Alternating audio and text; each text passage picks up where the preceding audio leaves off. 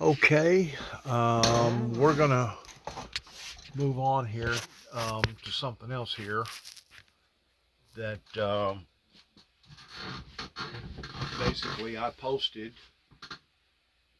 about 4 days ago pertaining to some eruptions happening that finally, I guess, the jet stream has quit pushing against the formation of the manifestation of hurricanes down in the Atlantic off the Horn of Africa. And now we have some intense developments that looks like is going to not escape America in being hit this year. Please listen. Heading north toward Canada now. What and where is the next big storm heading for the East Coast?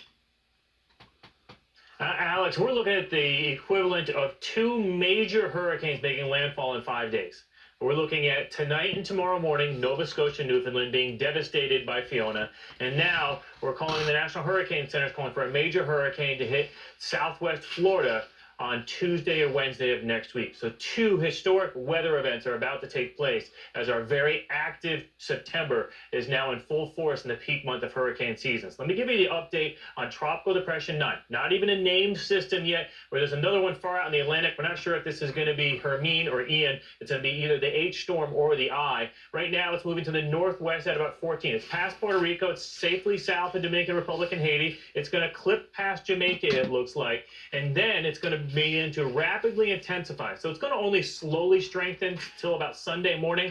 And then all day Sunday and all day Monday, we're going to be watching this storm with the possibility of rapid intensification from a tropical storm all the way up to a major hurricane by the time we get through Tuesday night into to Wednesday morning. Now, the cone of uncertainty is all the way over towards Freeport in the Bahamas, and it is over into areas of the eastern Gulf of Mexico. So we still have some wiggle room here, but now is the time that we're going to have to get preparations made there in Florida this weekend for that storm. And Alex, our computer models are in pretty good agreement that this one is not going to miss the Sunshine State. This will be the first big storm threat for the peninsula since Irma in 2017. Wow, but I'm glad we're getting a 5-day heads up so people can prepare properly. Morgan, Bill, guys, thank you both so much. Let's go now to the mass protests in Iran. The Iranian army has issued its strongest warning yet as the unrest enters its 7th day, saying that it will confront the enemies to ensure security. Protests erupted last week after a 22-year-old woman died in Iran's morality police custody for violating the strict Islamic dress code. NBC's Ali Arouzi has more from Tehran. Protests across Iran are not showing any signs of slowing, with women leading the charge. The government has been trying to crack down, both on the streets and online, throttling the internet and blocking access to social media apps. And this monumental shift in the Islamic Republic was sparked by the death of a young woman. For a 7th straight day, violent protests erupting in dozens of cities across Iran, sparked by the death of a 22-year-old woman after she was arrested by the feared morality police for allegedly violating the country's strictly enforced Islamic dress code. Mahsa Amini was vacationing in Tehran when she was picked up by the authorities, who felt the pants she was wearing under her compulsory robe were too tight. This is all under the pretense of the Sharia law that basically was manifested over into the old European empire back thousands of years ago, that even to this day, that whole area, including Saudi Arabia and others, still want to dictate and dominate into people's lives that exceeds in a lot of ways towards what Russia has taken a part of. In ways, there's no doubt that Russia is an evil empire that has brought brutality into its people for years and years and years, but so has the Middle East, pertaining to what they do to their people and how that they want to control people's lives to the degree that women ain't allowed to show their faces, they're not allowed to drive, they're not allowed to do so many of the things that the women over here in the Western world and other parts of the planet are allowed to do. So, to me, America needs to stand with the people that are doing this against this evil regime. And hopefully, the blood won't be too intense, but hopefully that the people will win over in this great battle or fight that they're now in.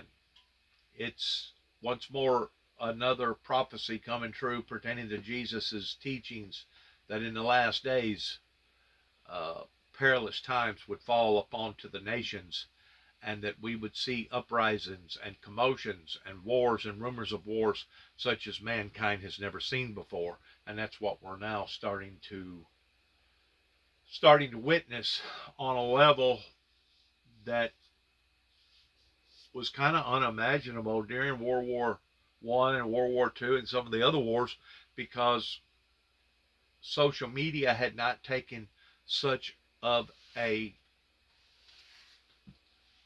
concrete stand in cementing itself in all these other places of the world. And now other places of the world see how other people live. It's no longer just considered mysteries or gossip or he said, she said, she said, he said. Now they can actually witness these things on their own telephone devices, and because of it, these people have taken enough of this type of tyranny that they're now resistant against this. Were too tight. Within hours of being taken into custody, she was dead. Authorities deny culpability and say her death is being investigated. And the state-run broadcaster releasing video that they claim shows Amini collapsing in custody, but it's unclear what happened beforehand. It touched a raw nerve in the country, and protesters, many of them women, took to the streets despite brutal crackdowns and arrests. Since 1979, it's been mandatory for women in Iran to wear headscarves in public or face jail time. Yet, over the last several days in cities across the country, women have been burning their headscarves in protest. In another act of courageous resistance, some women have cut their hair in public, with large crowds cheering them on. A taboo act of defiance that would have been unimaginable a week ago. People are frustrated. They are angry. This is significant that this is happening at this time. A women's movement not seen in Iran since the Islamic Revolution 4 decades ago that made the hijab compulsory. Their slogan, woman, life, freedom, echoing through streets nationwide. In response, police have beaten protesters with clubs and fired live rounds and water cannons at unarmed demonstrators. Today, state media are saying 26 people have been killed since the unrest began last week. A large cross-section of people have been participating in the protests, but at the forefront, young women who feel the most suffocated here. It's unclear how or when this will all end, but the security apparatus and the judiciary have made it clear they want to end this uprising immediately. The ruling establishment want to put an end to these protests as quick as possible. They're calling for their supporters to come out into the street and show allegiance to the Islamic Republic. They're also threatening a total internet blackout, an ominous sign for what may come in order for them to deal with this rolling crackdown and put an end to the protests. Tonight, we're expecting even more violence, more protests across Iran, but it's uncertain what tomorrow will bring.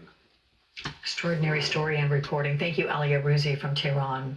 Next is the Federal Reserve overdoing it with this string of rate hikes, and what this volatile week for the markets signals about the new pressures Americans could be facing in the future. Plus, what the January 6th committee is now telling NBC News about how their interview with Ginny Thomas, wife of Supreme Court Justice Clarence Thomas, could factor into their investigation.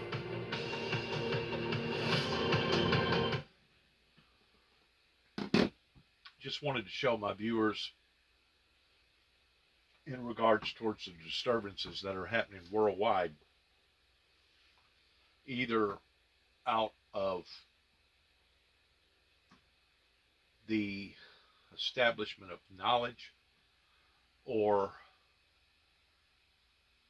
food endeavors pertaining to food shortages, price hikes, petroleum fuel going up,